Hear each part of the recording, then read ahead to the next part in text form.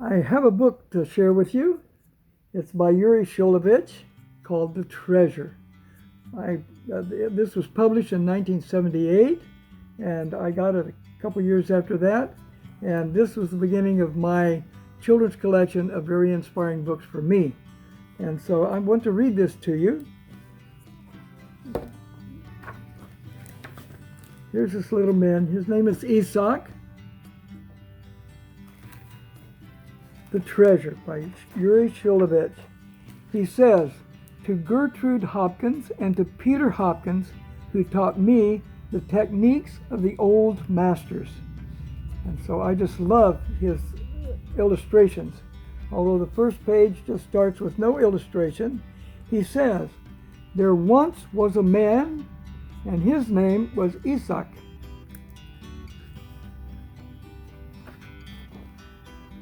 He lived in such poverty that again and again he went to bed hungry.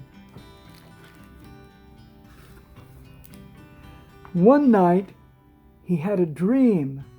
In his dream, a voice told him to go to the capital city and look for a treasure under the bridge by the royal palace. It's only a dream, he thought when he woke up, and he paid no attention to it. The dream came back a second time, and Isaac still paid no attention to it. When the dream came back a third time, he said, maybe it's true. And so he set out on his journey.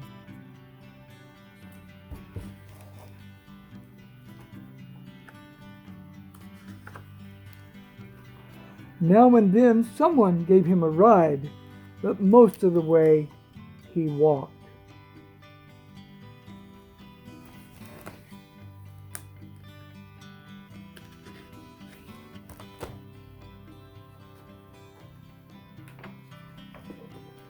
He walked through forest. He crossed over mountains.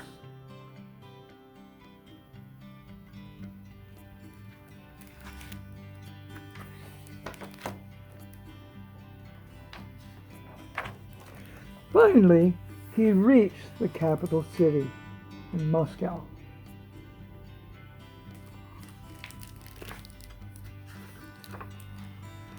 But when he came to the bridge by the royal palace, he found that it was guarded day and night.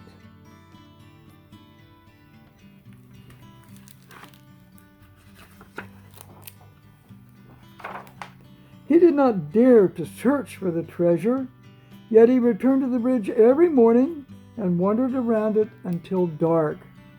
One day, the captain of the guards asked him, why are you here?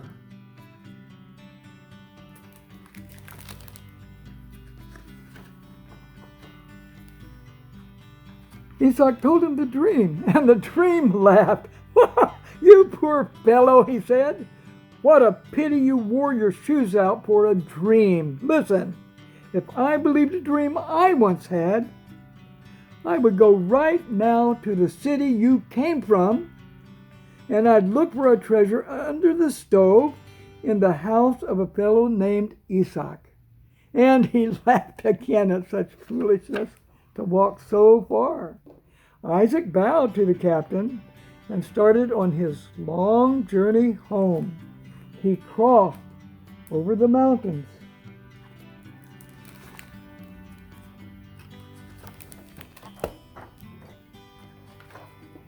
He walked through forest.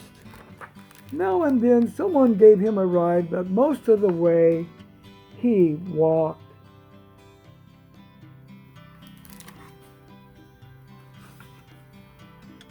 At last, he reached his own town. When he got home, he dug under his stove, and there he found the treasure.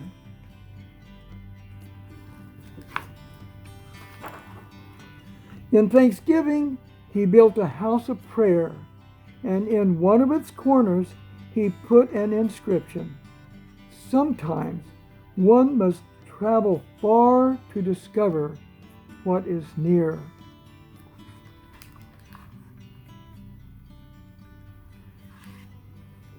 Isaac sent the captain of the guards a priceless ruby, and for the rest of his days he lived in contentment, and he never was poor again. This story is a metaphor. The treasure that it's talking about is in you and in me. We look everywhere outward for it. Outwardly we look. We expect to find it at the fairgrounds. We expect to find it at the zoo.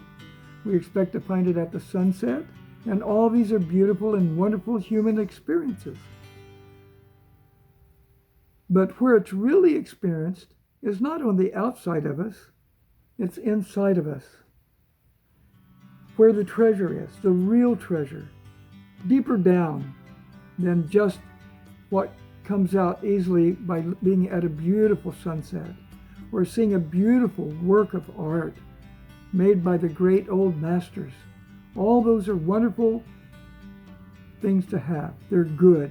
They're part of the good life. But the best of the life is internally. And in yoga, we find the way to that deeper treasure. It takes time. It's a very slow process, but it's the right direction to go.